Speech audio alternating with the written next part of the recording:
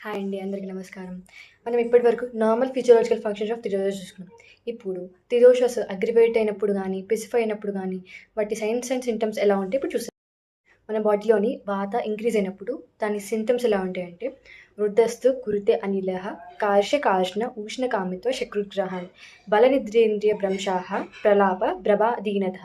దీని అర్థం ఏంటంటే blackish discoloration of the body parts, tremor, constipation, loss of strength, sleep సరిగ్గా రాకపోవడం, సెన్స్ ఆర్గన్స్ ప్రాపర్‌గా వర్క్ చేయకపోవడము, అంటే ఏది పడితే అది వాగడం, అంటే ఇర్రిలెవెంట్ స్పీచ్, తిరగడం గానీ, నర్వస్‌నెస్.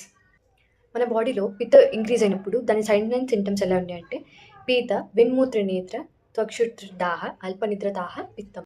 దీని మీనింగ్ ఏంటంటే ఎల్లోయిస్ డిస్కలేషన్ ఆఫ్ ద ఫీసెస్ కానీ, యూరిన్ కానీ, మన ఐస్ కానీ, స్కిన్, ఎక్కువ ఆకలి వేయడము, దాహం వేయడము, ఏదో గ్యాస్ట్రిక్ అసిడిటీ లాగా ఉండడము, స్లీప్ సరిగ్గా రాకపోవడం, ఇవన్నీ పిత్త యొక్క లక్షణం.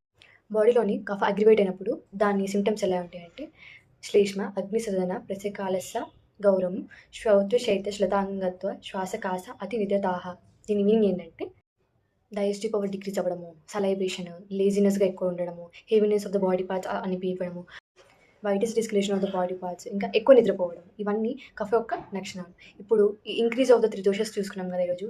నెక్స్ట్ వీడియోలో డిక్రీజ్ అయినప్పుడు వాటి సైన్ అండ్ సింటమ్స్ ఎలా ఉంటాయి చూసుకుందాం. Thank you.